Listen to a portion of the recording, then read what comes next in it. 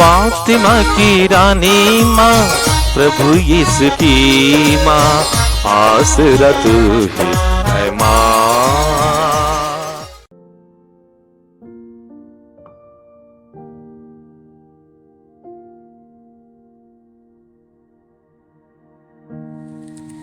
पहला पाठ उत्पत्ति ग्रंथ अध्याय 3 पद संख्याएं 9 से 15 और 20। जब आदम ने वृक्ष का फल खाया था तो प्रभु ने उससे पुकार कर कहा, तुम कहाँ हो? उसने उत्तर दिया, मैं बगीचे में तेरी आवाज सुनकर डर गया, क्योंकि मैं नंगा हूं और मैं छिप गया। प्रभु ने कहा, किसने तुम्हें बताया कि तुम नंगे हो? क्या तुमने उस वृक्ष का फल खाया जिसे खाना मैंने तुम्हें मना किया था? मनुष्य ने उत्तर दिया, मेरे साथ रहने के लिए जिस स्त्री को तूने दिया है उसी ने मुझे फल दिया और मैंने खा लिया। प्रभु ईश्वर ने स्त्री से कहा, तुमने क्या किया? और उसने उत्तर दिया, सांप ने मुझे बहका दिया और मैंने खा लिया।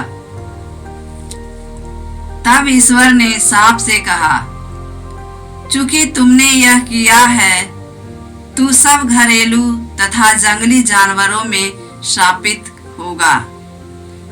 तू पेट के बल चलेगा और जीवन भर मिट्टी खाएगा। मैं तेरे और स्त्री के बीच, तेरे वंश और उसके वंश में शत्रुता उत्पन्न करूंगा। वह तेरा सिर कुचल देगा और तू उसकी एड़ी काटेगा। मनुष्य ने अपनी पत्नी का नाम हव्वा रखा, क्योंकि वह सभी मानव प्राणियों की माता है। यह प्रभु की वाणी है। ईश्वर को धन्यवाद। अनुवाक्य, प्रभु के आदर में नया गीत गाओ, क्योंकि उसने अपूर्व कार्य किए हैं। प्रभु के आदर में नया गीत गाओ, क्योंकि उसने अपूर्व कार्य किए हैं। प्रभु के आदर में नया गीत गाओ, क्योंकि उसने अपूर्व कार्य किए हैं। उसके दाहिने हाथ और उसकी पवित्र भुजा ने हमारा उद्धार किया है। अनुवाक्य, प्रभु के आदर में नया गीत गाओ, क्योंकि उसने अपूर्व कार्य किए हैं। प्रभु के आदर में नया गीत गाओ, क्योंकि उसने अपूर्व कार्य किए हैं। प्रभु ने अपना मुक्ति विधान प्रकट किया और सभी राष्ट्रों को अपना न्याय दिखाया है। उसने अपनी प्रतिज्ञा का ध्यान रखकर इज़राइल के घराने की सुध ली है। अनुवाक्य, प्रभु के आदर में नया गीत गाओ, क्योंकि उसने अपूर्व कार्य किए हैं। प्रभु के आदर में नया गीत गाओ, क्योंकि उसने अपूर्व कार्य किए हैं। पृथ्वी के कोने कोने में हमारे ईश्वर का मुक्ति विधान प्रकट हुआ है। समस्त पृथ्वी आनंद मनाए और ईश्वर की स्तुति करे। अनुवाक्य, प्रभु के आदर में नया गीत गाओ, क्योंकि उसने अपूर्व कार्य किए हैं। प्रभु के आदर में नया गीत गाओ, क्योंकि उसने अपूर्व कार्य किए हैं। जय घोष। Alleluia, alleluia. प्रणाम प्रभु की कृपा पात्रे, प्रभु आपके साथ है। आप नारियों में धन्य हैं। अल्लेलुया। प्रभु आप लोगों के साथ हो और आपकी आत्मा के साथ। संत यूहन्ना के अनुसार पवित्र सुसमाचार। हे प्रभु, तेरी महिमा हो। अध्याय 19 पद संख्याएं 25 से 34 तक। ईसा की माता, उसकी बहन क्लेयोफस की पत्नी मरियम और मरियम मगदलेना उनके क्रूस के पास खड़ी थी। ईसा ने अपनी माता को और उनके पास अपने उस शिष्य को जिससे वह प्यार करते थे देखा। उन्होंने अपनी माता से कहा, भद्रे, यह आपका पुत्र है। इसके बाद उन्होंने उस शिष्य से कहा, यह तुम्हारी माता है। उस समय से उस शिष्य ने उसे अपने यहाँ आश्रय दिया। तब ईसा ने यह जानकर कि अब सब कुछ पूरा हो चुका है, धर्म ग्रंथ का लेख पूरा करने के उद्देश्य से कहा, मैं प्यासा हूँ। वहाँ कटी अंगूरी से भरा एक पात्र रखा हुआ था। लोगों ने उसमें एक पनसोक्ता डुबाया और उसे जूफे की डंडी पर रखकर ईसा के मुंह से लगा दिया। ईसा ने खट्टी अंगूरी चखकर कहा, सब पूरा हो चुका है, और सिर झुकाकर प्राण त्याग दिए। वह तैयारी का दिन था। यहूदी यह नहीं चाहते थे कि शव विश्राम के दिन क्रूस पर रह जाए, क्योंकि उस विश्राम के दिन बड़ा त्योहार पड़ता था। उन्होंने पिलातुस से निवेदन किया कि उनकी टांगें तोड़ दी जाए और शव हटा दिए जाए। इसलिए सैनिकों ने आकर ईसा के साथ क्रूस पर चढ़ाए हुए पहले व्यक्ति की टांगें तोड़ दी, फिर दूसरे की। जब उन्होंने ईसा के पास आकर देखा कि वह मर चुके हैं, तो उन्होंने उनकी टांगें नहीं तोड़ी। लेकिन एक सैनिक ने उनकी बगल में भाला मारा और उसमें से तुरंत रक्त और जल बह निकला। यह प्रभु का सुसमाचार है। हे ख्रीस्त, तेरी स्तुति हो। क्रिस में प्यारे भाई बहनों, कल हम लोगों ने पेंतकोस्त का पर्व मनाया। ऐसे तो पेंतकोस्त का दिन कलीसिया की शुरुआत हुई या कलीसिया का प्रारंभ हुआ। हम लोग ऐसे बोल सकते हैं, पेंतकोस्त का दिन कलीसिया का जन्म दिवस है। जैसे हम लोग बाइबल में पढ़ते हैं, पेंतकोस्त के दिन पवित्र आत्मा को ग्रहण करने के बाद संत पेतरुस लोगों के सामने खड़े होकर के एक प्रभावशाली उपदेश दिया, भाषण दिया, और उस दिन करीब 3000 लोग बपतिस्मा ग्रहण किया, यीशु में विश्वास किया। उस दिन से कलीसिया की शुरुआत हुई।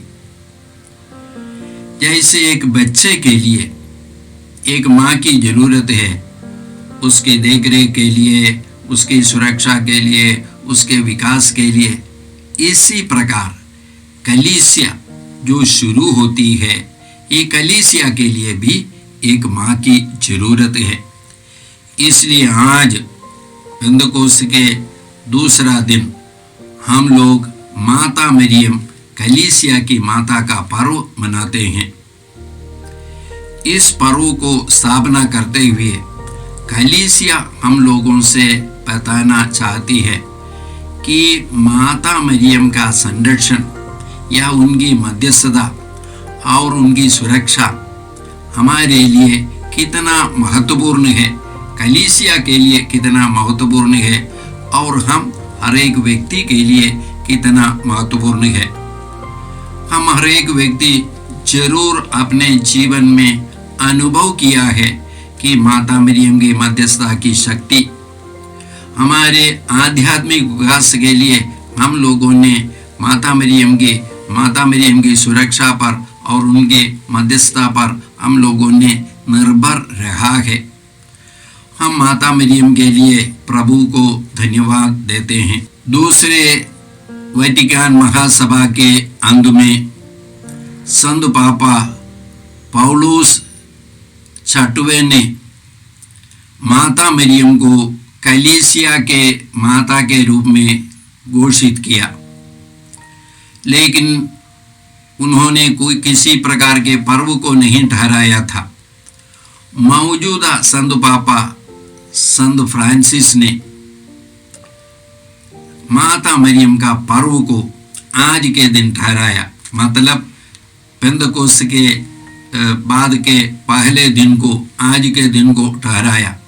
हमको यही बताने के लिए माता मरियम की माता मरियम का महत्व और उनके संरक्षण और उनकी मध्यस्थता हम लोगों को जरूरी है, हमारे कलीसिया के लिए और हमारे व्यक्तिगत जीवन के लिए। आज के पहला पाठ हम लोगों ने उत्पत्ति ग्रंथ से सुना। वहां पर हम लोगों ने देखा कि मनुष्य के पतन के बाद जो घटनाएं हुई उत्पत्ति ग्रंथ के 3 अध्याय से है। आज के पाठ का एक महत्वपूर्ण वचन यही है, 3 अध्याय का 15वां वाक्य। ईश्वर ने सांप को श्राप देते हुए कहा, मैं तुम्हारे और स्त्री के बीच, तुम्हारे वंश और स्त्री के वंश में शत्रुता उत्पन्न करूंगा। वह तुम्हारा सिर कुचल देगा और तुम उसकी एड़ी काटोगे। हम लोग जैसे जानते हैं, बाइबल के पंडित लोग बोलते हैं, यह प्रथम सुसमाचार है, प्रोटो गॉस्पेल, ऐसे बाइबल के पंडित लोग बोलते हैं। इसका मतलब क्या है? पूरा पुराना विधान इस वचन की या इस भविष्यवाणी की तैयारी है और नया विधान इसकी पूर्ति है। और इसमें हम लोग एक दूसरा महत्वपूर्ण बात देखते हैं, वह यही है कि स्त्री का वंश। यदि हम लोग इस पूरे बाइबल में देखेंगे, वंशावली स्त्री से शुरू नहीं होती है, वंशावली हमेशा पुरुष से शुरू होता है। जैसे संत मत्ती के सुसमाचार के पहले अध्याय में यीशु मसीह के वंशावली इब्राहिम से शुरू होता है, तो हमेशा पुरुष से वंशावली शुरू होती है। लेकिन यहाँ पर एक स्त्री के वंश के बारे में बताता है। इसका मतलब क्या है? ये स्त्री एक महत्वपूर्ण स्त्री है। इस स्त्री को ईश्वर ने विशेष रीति से बनाया और हम लोग जानते हैं ये स्त्री कौन है? ये स्त्री माता मरियम है। परंपरा और कलीसिया इनके बारे में नई हेवा के रूप में समझते हैं या बोलते हैं। तो ये नई हेवा है। तो इस नई हेवा माता मरियम की सृष्टि के लिए ईश्वर ने विशेष रीति से उनको बुलाया। बिना पाप का इनका जन्म हुआ, निष्कलंक गर्भागमन, ताकि वह यीशु को ग्रहण कर सके। जैसे हम लोग बाइबल में पढ़ते हैं, पहली हेवा ने, ईश्वर ने जो बात बताया था, उस पेड़ का फल तुमको नहीं खाना है, उसको तोड़ करके, शैतान की बात को मान करके उसने जाकर के उस पेड़ के फल को तोड़ा और खाया और अपने पति को भी दिया। और इस प्रकार हमारे जीवन में, मानव जाति में पाप का आगमन हुआ, पाप के द्वारा मृत्यु का। लेकिन नई हेवा ने ईश्वर के वचन को पूर्ण रीति से अपनाया। हम लोग संत लूकस के सुसमाचार में ये पढ़ते हैं, पहले अध्याय का 38वां वाक्य। माता मरियम ने गब्रियल दूत से कहा, मैं प्रभु की दासी हूँ, तेरा कथन मुझ में पूरा हो जाए।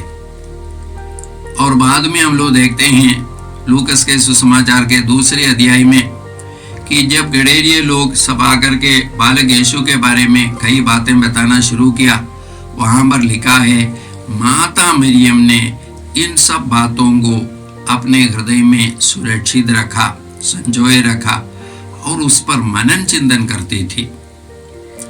हम लोग बाइबल के पहले स्तोत्र में पढ़ते हैं, धन्य है वह मनुष्य जो दुष्टों की सलाह नहीं मानता, जो पापियों के मार्ग पर नहीं चलता, जो अधर्मियों के साथ नहीं बैठता, जो प्रभु का नियम हृदय से चाहता और दिन रात उसका मनन करता है। वह उस वृक्ष के सदृश है जो जलस्रोत के पास लगाया गया, जिसके पत्ते कभी मुरझाते नहीं। वह मनुष्य जो भी करता है वह सफल होता है। ये वचन पूर्ण रीति से माता मरियम के लिए सार्थक है। इसलिए हम लोग आज इस पर्व को मनाते हुए माता मरियम को धन्यवाद देते हैं और माता मरियम के लिए ईश्वर को धन्यवाद देते हैं और प्रभु से प्रार्थना करते हैं कि माता मरियम के समान हम लोग भी प्रभु के वचन को हृदय से स्वीकार करके और उसके अनुसार जीवन बिताने की कृपा हमें मिले। और इसके लिए हम लोग माता मरियम से भी मध्यस्थता मांगते हैं। आज का सुसमाचार हम लोगों ने संत योहन के सुसमाचार से सुना। आज के सुसमाचार की घटनाएं यीशु की मृत्यु के समय के घटनाएं हैं। वहां पर हम लोगों ने देखा यीशु के क्रूस के नीचे माता मरियम है, संत योहन है, संत मरियम मगदलेना है और अन्य पवित्र महिलाएं हैं। यीशु ने संत योहन को दिखाते हुए अपनी माता से कहा, भद्रे, यह आपका पुत्र है। इसके बाद उन्होंने उस शिष्य से कहा, यह तुम्हारी माता है। उस समय से उस शिष्य ने उसे अपने यहाँ आश्रय दिया। बाइबल के पंडित लोग बोलते हैं, उत्पत्ति ग्रंथ में जिस स्त्री के बारे में हम लोगों ने आज सुना, ईश्वर ने सांप को श्राप देने के बाद कहा, मैं तुम्हारे और स्त्री के बीच, तुम्हारे वंश और स्त्री के वंश में शत्रुता उत्पन्न करूंगा। ये स्त्री जिसके बारे में जिक्र है और वही शब्द जो शब्द उत्पत्ति ग्रंथ में उपयोग किया है, वही शब्द यहाँ पर उपयोग किया है। भद्रे माने नारी या स्त्री, एक ही शब्द है। और यह दिखाने के लिए जिस स्त्री के बारे में उत्पत्ति ग्रंथ में जिक्र है, वह स्त्री माता मरियम है। तो माता मरियम को योहन के संरक्षण में दिया और योहन ने माता मरियम को अपने घर में ले लिया। ये योहन कौन है? ये योहन पहला विश्वासी है जिसने यीशु के पुनरुत्थान पर विश्वास किया। हम लोग संत योहन के सुसमाचार के 20वां अध्याय में पढ़ते हैं, मरियम मगदलेना जाकर के पेतरुस और योहन से कहा, उन लोगों ने यीशु के शव को ले गया है। इसलिए वे दोनों दौड़ करके आए। तो योहन तो पहले पहुंचा, लेकिन कब्र के अंदर वो नहीं चला गया। पेतरुस पहले आया, कब्र के अंदर चला गया और बाद में योहन कब्र के अंदर चला गया। तब वह दूसरा शिष्य भी जो कब्र के पास पहले आया था भीतर गया। उसने देखा और विश्वास किया। उसने देखा और विश्वास किया। क्या विश्वास किया? यीशु जीवित है, यीशु जी उठे हैं। तो ये योहन हम सबों का प्रतिनिधि है विश्वास करने में, यीशु की मृत्यु और पुनरुत्थान में विश्वास करने में। आज भी यीशु जीवित है, इस सच्चाई पर विश्वास करने में हमारे प्रतिनिधि है। तो जब यीशु ने माता मरियम को योहन को दिया, हम सबों के लिए भी दिया है। आइए हम लोग आज माता मरियम की मध्यस्थता मांगते हैं। उनकी मध्यस्थता द्वारा जिस प्रकार उन्होंने ईश्वर के वचन का पालन किया, हम लोग भी ईश्वर के वचन का पालन कर सके। हे परमपिता ईश्वर, हम माता मरियम के लिए तुझे धन्यवाद देते हैं। उनके द्वारा जितनी सारी कृपाएं हम लोगों ने व्यक्तिगत रीति से पाया है और एक कलीसिया के रूप में पाया है, उन सारी कृपाओं के लिए हम लोग धन्यवाद देते हैं। आज माता मरियम की मध्यस्थता मांगते हुए सभी विश्वासियों के लिए हम लोग प्रार्थना करते हैं। उनकी प्रार्थना द्वारा हम सब लोग यीशु के वचन के पालनकार बन जाए, ये प्रार्थना हम करते हैं प्रभु क्रिस्त के द्वारा, आमीन। जय यीशु क्रिस्त में प्रिय भाई और बहनों, प्रभु यीशु ने हमें आदेश दिया है संसार के कोने कोने में जाकर सारी सृष्टि को सुसमाचार सुनाओ। सुसमाचार सुनने के लिए और सुनाने के लिए एक अच्छा मौका है आप कृपया इस चैनल का सब्सक्राइब करें, लाइक करें, शेयर करें, बेल आइकन दबाएं ताकि यहाँ की नई वीडियोस की सूचना आपको मिलती रहेगी। साथ साथ आप दूसरों को भी प्रेरणा दें इसका सब्सक्राइब करने के लिए। याद रखें, कल के मिसा के दैनिक पाठ और उस पर टिप्पणियाँ आज ही दोपहर के बाद हम लोग अपलोड करते हैं। कृपया आज ही उसको सुनकर कल की तैयारी करें। प्रभु यीशु आपको और आपके परिवार को 100 गुनी आशीष देंगे। जय यीशु।